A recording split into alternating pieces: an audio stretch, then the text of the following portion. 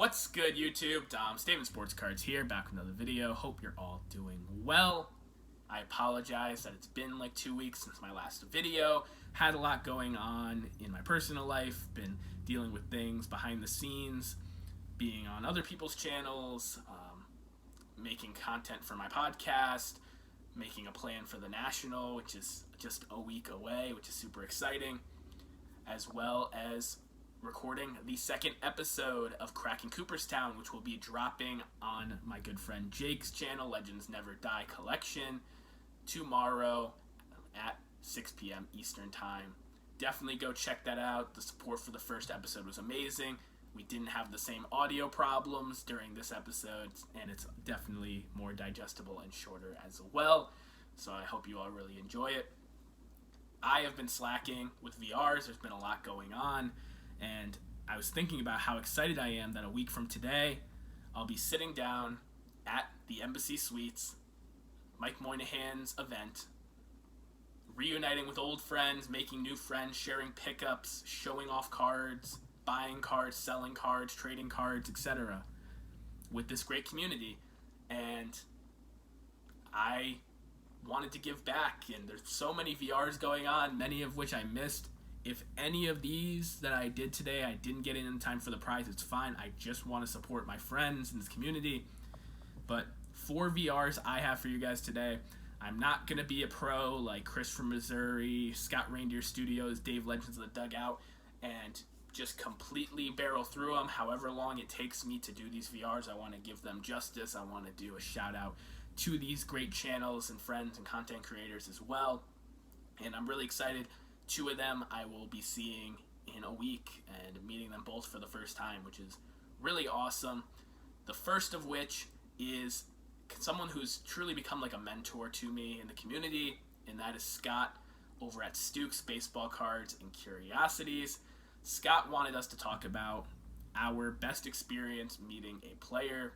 They always say never meet your heroes, and a while back I actually shared the entire story of me meeting Carl Yastrzemski for Frank Baseball Hall of Fame Autographs VR.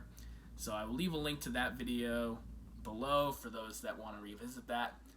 But I did talk briefly in that story about how I found out about Carl Yastrzemski's signature, and that's the one I want to talk about today because it was the one that got me reinvigorated into chasing autographs.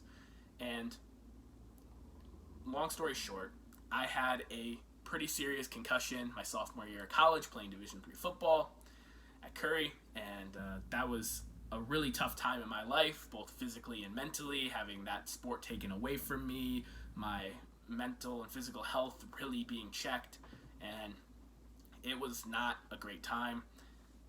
I saw on Facebook that during a away game where I was not able to travel with the team, that Tim Wakefield, famous Red Sox knuckleballer, would be signing for free for the first 50 people at a sporting goods store over at the Prudential Center, which is this huge, amazing shopping complex in the city of Boston.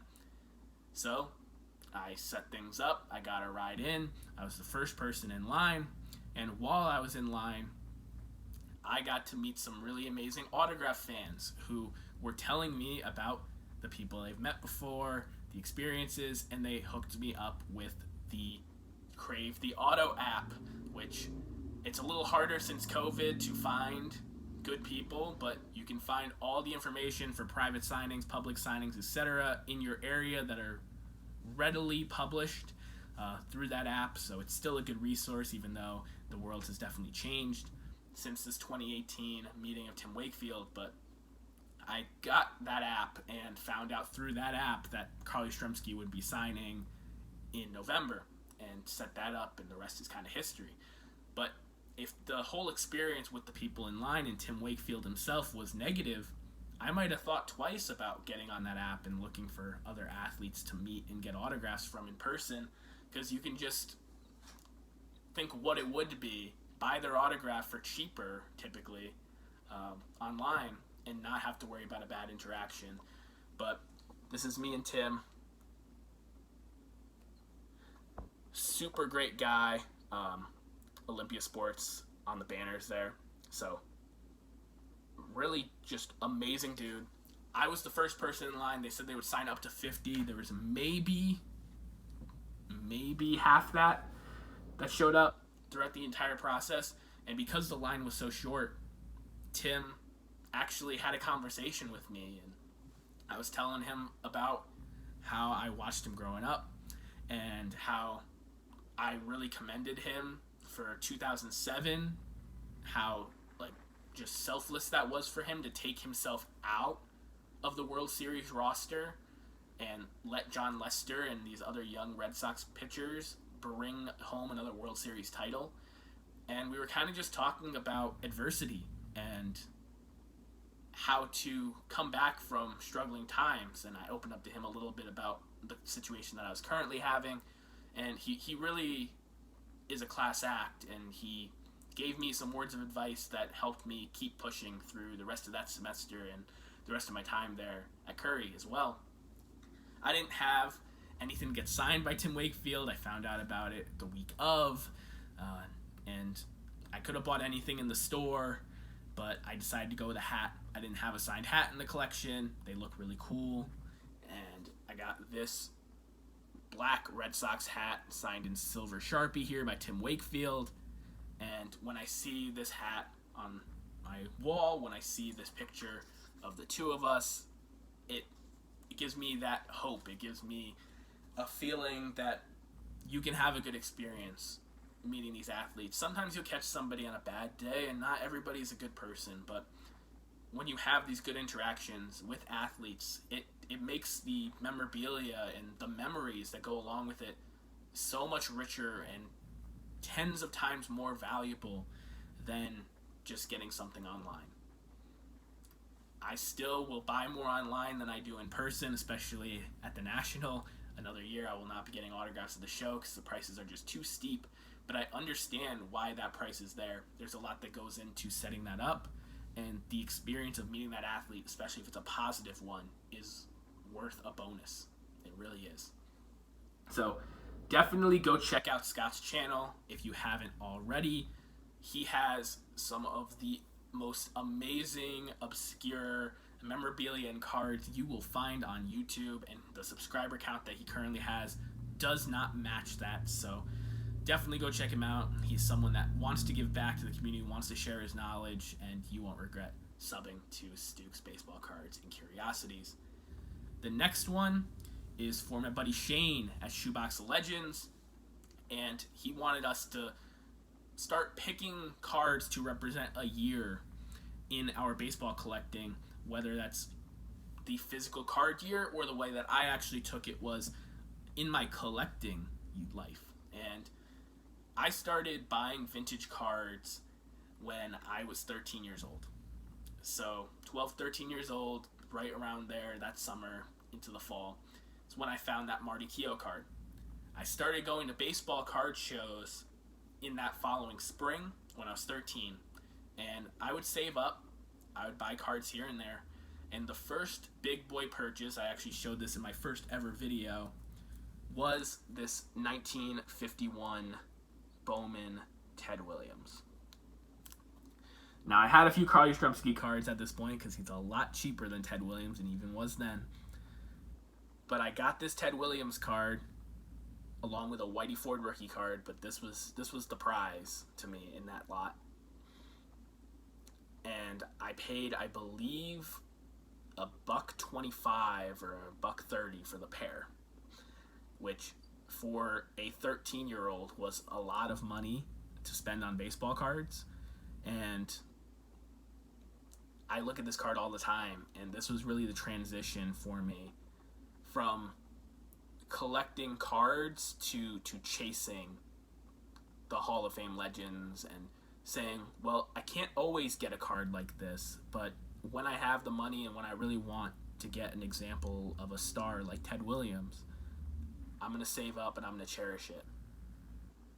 So this is a really awesome piece of my collection, and I think about that time back in 2014 now when I bought this in the spring, and this is my card for both 1951 as well as 2014.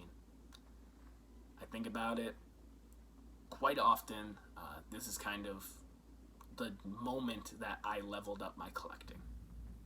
I used to just buy cards in just quantity, most I can get for my money, but chasing the bigger names and the legends that I cared about, the cards that were tougher to find for me, this was the start of all that. So go check out Shane at Shoebox Legends. Unlike me the last couple weeks, he does not go more than a day without a video. He is a absolute trooper here on YouTube, amazing member of this community, and I'm sure as a Red Sox fan, he also enjoyed seeing that Ted Williams again. The next one I have is for my good buddy Dylan at Double D Vintage Sports Cards. If you're watching my channel, you're already subbed to Dylan. He is a rocket ship. He is going to be speaking at the National at one of the panels, and just as a rock star in this hobby. Double Shaka is my brother. Wanted us to talk about cards that just go together. And I thought there was plenty of things that I could do because there's so many cards that go together for different reasons. And I think my good friend Terry over at TJ Maxx Vintage Sports Cards is an amazing example of having that eye for how cards can go together, whether they're just headshots or all the cards have a theme in common. But this one is a little more direct. A lot of you saw my video where I bought this 1974 Decal Edge proof of Jim Catfish Hunter with the incorrect PSA label, and I was super thrilled to own this card. I think I got it for an absolute steal, and I have a safe search still for this set because I don't just want the proof. I wanted an actual card with the decal edging, especially because it's kind of the point of this set, and was hoping for a good deal on a Carl Yastrzemski. One has still not come up for a good price. But I have a safe search. It became increasingly hard this year to find these, not just because they're tough to find, but because Topps Heritage this year was 1974, and guess what the box toppers were? 74 Decal Edges. So that comes up for my safe search more often than the real McCoy, and lo and behold, I got the actual Decal Edge Catfish Hunter, not the proof, the actual Decal Edge in a PSA 3. I don't really care about the grade. These are just hard to find in general. This is a Pop 42 at PSA, the normal Decal Edge, which is very small compared to the box toppers alone that are getting printed for this design. It's got the same back, which I love, the newspaper clipping and the little writing about where the picture was taken, which I absolutely love that attention to detail. And you're looking at this and you're like, wow, Pop 42? Well, there's only 41 higher. Yes, this is the lowest graded Decal Edge by number by PSA. But do you know what matters? Right there, the authentication. That it's a 1974 Decal Edge Jim Catfish Hunter. That's all that matters. I own an authentic copy of the test issue. I don't care that it's a 3. It's amazing that I'm able to be one of the 42 people that own one of these in a PSA slab. So these two cards now can go together in my collection beautifully. The proof and the base together. They look really cool side by side. And you can see the size difference before they shave down the Decal Edges. Really neat stuff. Dylan, you have an amazing channel, my friend. I'm very excited to finally get to shake your hand in person, and I'm sure we will have an absolute blast at the National in Chicago. If for whatever reason you're not already subscribed to Dylan and you're over here, do yourself a favor and go subscribe to him. And the final one is for Mr. VR, as the nickname that I want to start for him. Jason at Mr. Fisher Bike, good friend of mine, wanted us to do our top 10 vintage cards. Now, that's impossible. The only thing I know would be on my list is my 1960 Carl Yastrzemski rookie card. But we're a week out from the National. This is kind of playing off what I saw Adam over at Vintage Sanctuary do, where he showed his top 5 cards that he picked up at the 2022 National. I'm going to be showing my top 10 vintage pickups, because he specified vintage in his VR, Jason, cards that I bought at the 2022 National in Atlantic City. So for those of you that watched my National recaps, maybe you remember these. Maybe this is a great refresher. For those of you that didn't watch my National recaps, you're going to get the gist of the vintage side right now. So I'm not super into pre-war, but I did get a couple pre-war cards, and maybe my favorite of all pickups I made at the show was this S74 Silk, which has the T205 design of Larry Doyle. This is the pink, which I didn't know at the time, but apparently the pink is pretty scarce compared to the other silks, and these silks are extremely scarce compared to the T205 counterpart. I actually saw a blanket of these silks stitched together at the National last year as well. Really cool dealer, gave me a great deal on this one, and blank back, but you can kind of see through it. Really cool. It's fragile silk. These are amazing, and I'm honored to own one. Larry Doyle, not a Hall of Famer. I don't want to know what the Hall of Famers go for in this set, but MVP, someone that you can tell the story of this time in baseball with his name, and it's a great looking card. The next one, when you're at the National or any big show that happens multiple days, go up to the tables that are buying and try to look through their new inventory, the stuff that they haven't really priced yet, where they got together in a bulk deal and they don't have like a set number on it yet. Because I did that and found this one right here. Goose Goslin, 33 DeLong. Hall of Famer. This one has back damage because it was glued into some kind of album. But I got this for ridiculously cheap. He had a couple of these. This was the only Hall of Famer. Amazing set, iconic. The Garrick sells for tens of thousands. But I got Goose Goslin, a new Hall of Famer playing days card, checked off my list. A new pre-war set checked off my list because I looked through the new boxes at the National. You never know what you're going to find. The boxes have some of the best stuff for everyday collectors. If you want the museum grade stuff, the high grade, the comic cards, look in those showcases. You'll see plenty. It's half museum fee to get into the National. But I love the box deals because you find stuff like that you didn't even know you wanted to pick up, and you find it. This next one I just love looking at. This is a 52 Redman Duke Snider. I love the blue with the color match Dodgers, and it has the tab. Really nice card, and this is just an awesome set. I saw a whole box of these at the show, and I wish I bought more of them, to be honest, but this one just kept screaming to me. I was going to just come back to the table, but I was like, I can't leave without this one. Made an offer, got a deal, and I believe in day one, this was probably my favorite pickup of the show, day one. So, really cool item there. One of my Infinity Gauntlet cards. Great color on this, 1955. Harmon Killebrew rookie. It's an SGC 1 because there is a crease over here, but unless you're looking at it from a certain angle, it doesn't really show up. It kind of fades into the white that happens naturally on the card. Just a really great eye appeal one for a player that does not get enough love in this hobby. I was super glad to pick it up at the show last year, and it's a card that stayed pretty steady even through the recession and dipped in the hobby. This next one was the only card that I paid for at the National that I didn't actually hunt for because I already made a deal on Twitter, and that was for this 1962 Lou Brock rookie. It's in a BGS 2.5, and it has this little rupture in the corner. I don't know if someone tried cracking it or just dropped it, but I got a much better deal on this 2.5 than some raw ones that would probably be graded a 1. Lou Brock's my birthday buddy. Iconic card from this set. I love the little rookie star, the little poster corner on the 62 tops, 3,000 hit club, 800 stolen bases. Just an all-time player that I have that personal connection to, sharing a birthday with. So he was on my Infinity Gauntlet as well.